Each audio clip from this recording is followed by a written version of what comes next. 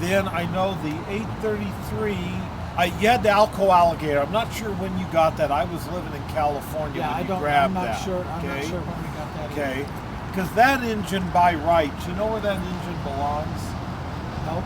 Not here. It was well, it wasn't that pertinent. No, it's at the big Alco Alligator Santa Fe engine. It worked for Utah Railway for a few years. Barstow would love to have that engine. Really? I'm going to hot foot down there and try and find it. Okay. Anyway, we'll talk about all that. Anyhow, let me show you the picture of my vision for the Air Force Alco S1. All right. It's a book on the Western Pacific. I helped with it, but Tim Morris did not bother to have me proof it. It's got a lot of screw-ups in its captions, but it's... well, I know a Tim Morris, but I don't think it's the same. No, he was a former Amtrak conductor. He does model painting This now, guy's or GP35s and GP40s, and they were all rebuilt. They're hot engines on the used locomotive market still. UP still has some of the GP40s. The 35s are gone. But to get one of those, no one's going to donate it to you.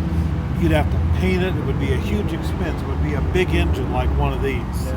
Only 4-axle, not 6. So back when Bob Geyer was in charge of the museum, I told him they were going to get rid of that Air Force Alco S1. It's blue with a white star on it, dark blue. It's the Alco switch engine. I said, don't get rid of that engine. That's your ticket to getting a Western Pacific locomotive. That one is not. But a lot of museums will get an engine and they'll paint it up because it's the same type engine of a type that's been scrapped.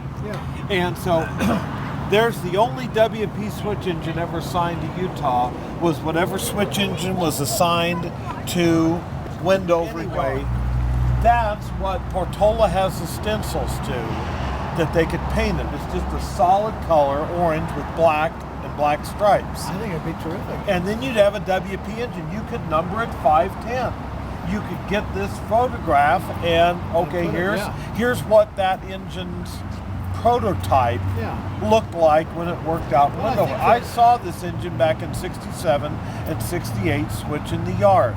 And that was on the Utah side of the line. It was not on the Nevada side. So has that been scrapped now, Dan?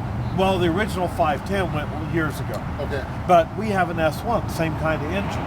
So instead of leaving it in Air Force paint, painted up WP. Now the WP original paint scheme was solid black with white. You don't want to do that, okay? We've already got an engine that looks like that sitting up there at Heber, you know, the NW2. Okay, then they went to orange and silver. Now that was a beautiful paint scheme, but that silver oxidized within 3 to 5 years. You don't want to use that. So by the mid-60s, before they went to that gosh awful dark green paint in 71, they went to solid orange, what they call the Pumpkin 2 paint scheme. Because they had an earlier solid orange they just experimented with in the late 40s. So we'd be painting the engine pretty much sort of like this, only with the black stripes on the nose. Okay? So that's something to keep in mind with regards to what do you do with that engine, and that would give us a Western Pacific locomotive, and then we'd be complete. Okay? We're not complete right now.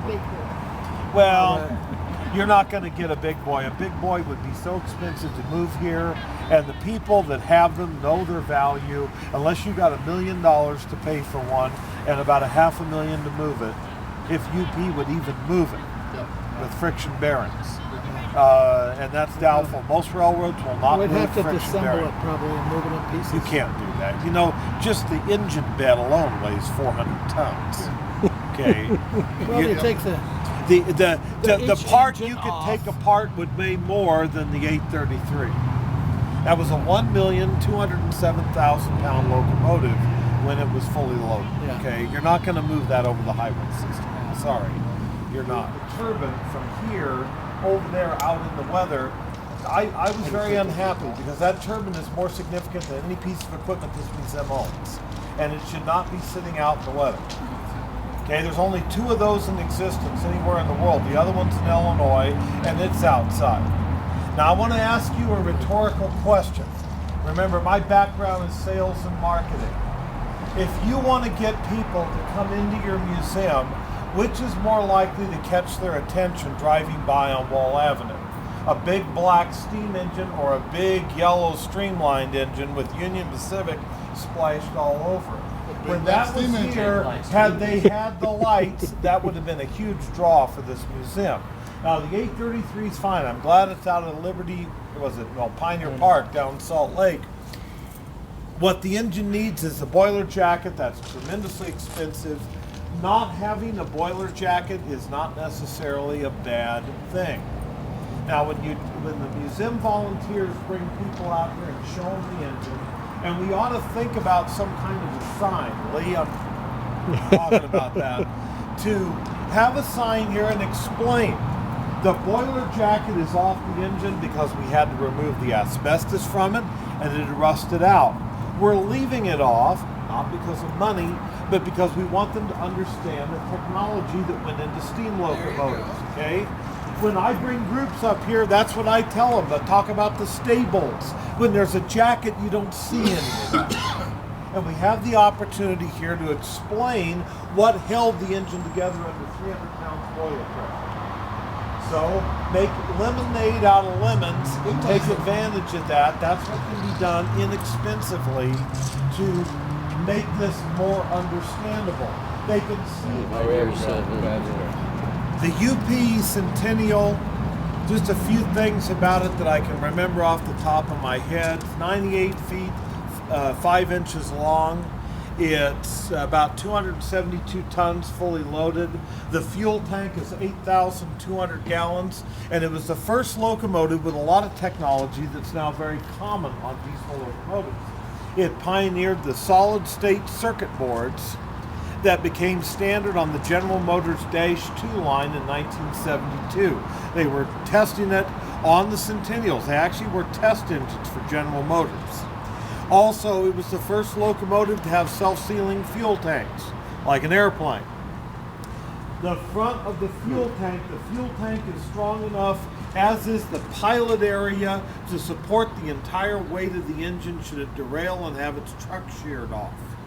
And so this was quite a revolutionary engine. They were racking up between 20 and 30,000 miles a month with them. That's why they wore out so quick. These engines had a higher mileage and availability than just about any freight diesel ever built. So they were built 69 to 71, and they basically retired them in 1980. Then they brought half the fleet. There were 47 built. They brought half of them back into service in 1984 and ran them for about 1 year from early 84 to early 85. The Centennials still rank as the largest diesel-electric locomotives ever built. 6,600 horsepower. They use the same V16 engine that goes into an SD40-2, a very common engine built in the 70s. UP had over 1,000 of them after all the mergers. There's a bunch sitting in storage down in Riverdale Yard right now, and they still use a few in locals and heavy-duty switching. The thing that made this engine kind of more expensive to operate, they set the fuel governor on them to develop not 3,000 horsepower per prime mover, but 3,300. So they had different injectors and a lot of little things like that that made them more expensive to maintain and operate. That's one reason why UP got rid of them early. They'd put 4 SD40-2s on a train and they'd pull more and do it cheaper than 2 Centennials would. Okay? There were 2 V16 motors. The walkway in the middle is a dividing line between the 2 engine areas. Up on top, the flared radiators stick out. And let's walk down here.